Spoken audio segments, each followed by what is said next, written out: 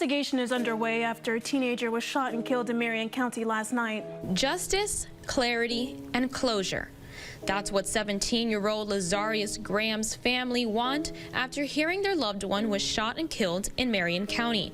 Officials with the Marion County Sheriff's Office say Graham's body was found in a wooded area by a lawn care worker.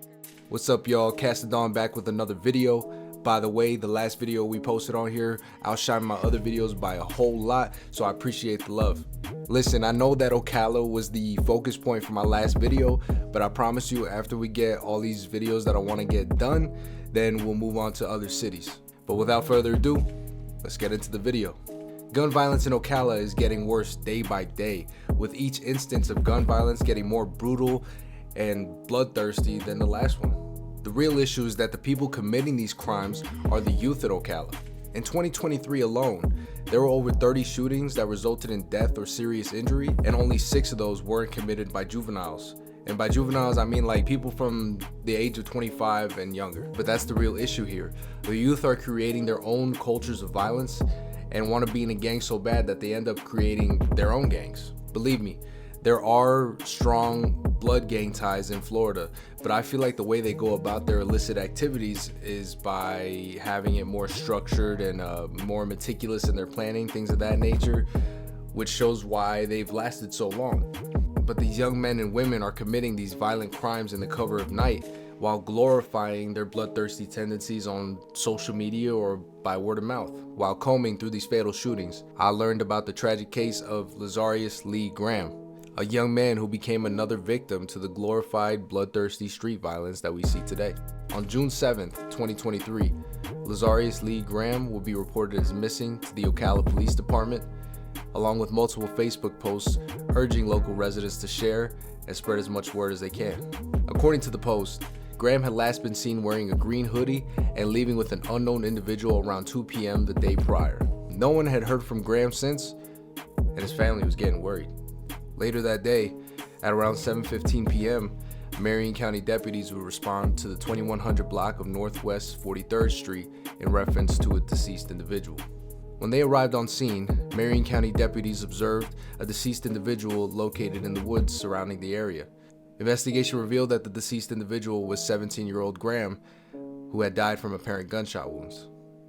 The community was shocked, not only by the age, but by the sheer brutality of the murder.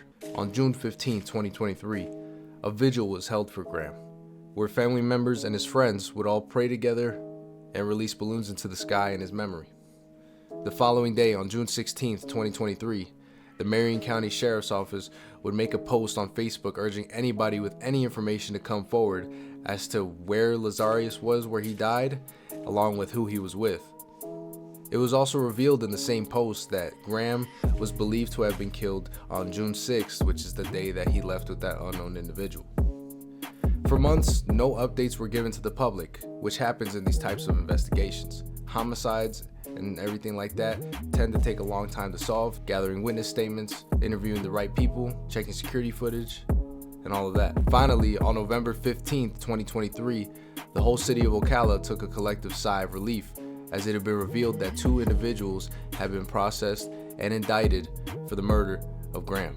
A grand jury had indicted 23-year-old Xavion Janelle Brown along with Leilani Ashante Brown.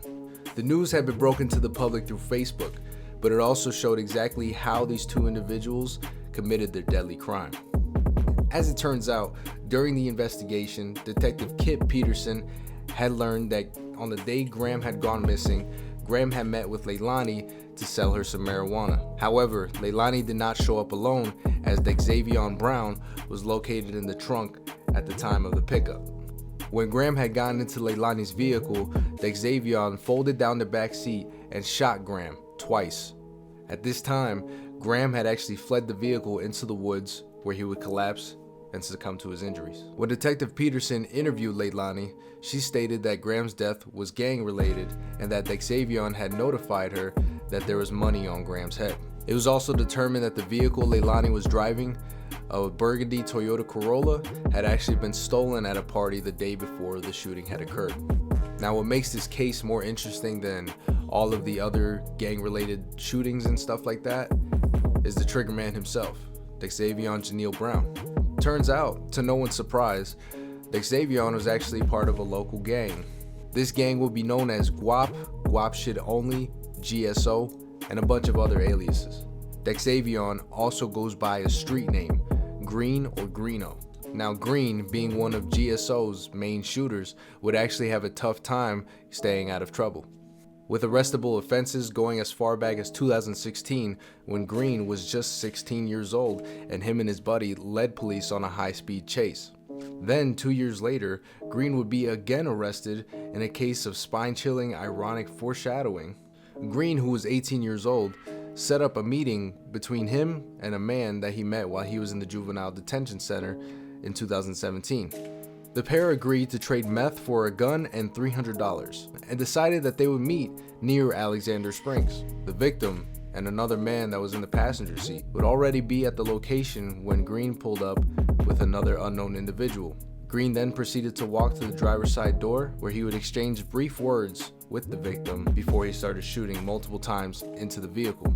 The driver would be shot in the head and the torso, and the passenger would be shot 6 times. Both men were listed in critical condition and airlifted to a local hospital where they would miraculously survive. Now, by the time indictments came down for Graham's murder, Green had already been in custody for the shootings that happened back in 2018. You may be asking yourself, dang, how does this guy know so much? Well, let me tell you. Remember when I said that the established blood gangs are more meticulous and calculated and very low-key about what they do? Well, let me tell you, these guys are immensely different. GSO, GUB, SUB, all these guys, they are immensely different, especially in terms of being subtle. I mean, I even found a whole roster for the GSO gang on Facebook, with one of the members even listing out all of the members' names in GSO, and even taking the time for law enforcement to clarify that there is a whole nother set for the gang in Atlanta, Georgia, which consists of at least 20 other people. This stuff isn't hard to find. These guys are not subtle in the slightest. All of this can be found on social media. I didn't have to friend anybody or anything like that. Even in the same post, I noticed that Green was listed as a CEO, maybe for being the gang shooter. I don't know, I'm not in the gang. But then I also noticed that there was another guy named Quavo, and in parentheses it says Guap Future with a microphone emoji. So I did some further digging, and I even found a music video that Green had recorded and uploaded on YouTube while he was on a hiatus from jail.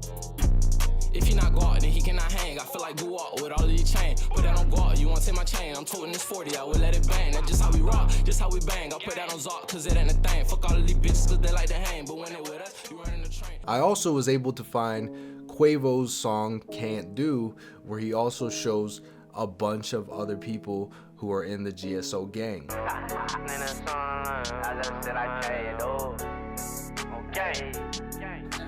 Switch up on the game, that's some shit I can't do. Switch up for the fame, that's some shit I can't do. See this on the lane, that's some shit I can't do. Long lives off. So in these videos, it's the same classic gun toting. If you're not part of my gang, I'll shoot you, I'll shoot yours, you know, everything like that. And it really just shows that there is a big issue here, that these youth are just committing senseless acts of violence. As far as Graham's case, I feel like hindsight is always 20/20, but I also feel like his death could have been avoided. With Green's attempted murder case happening in 2018, the justice system moves just too slowly to get these guys before they can act again, especially a habitual violent offender who robs, steals, kills, no hesitation to kill, and a very dangerous man to have on Ocala streets. But we can't change the past, and the circumstances that got him into Leilani's vehicle in the first place are no longer relevant. He did not deserve to be killed, but this is the issue. Alright, y'all, I just want to say thank you for watching, and if you watched it all the way to the end, go ahead and drop a ring emoji in the comments so I know you're chill like that.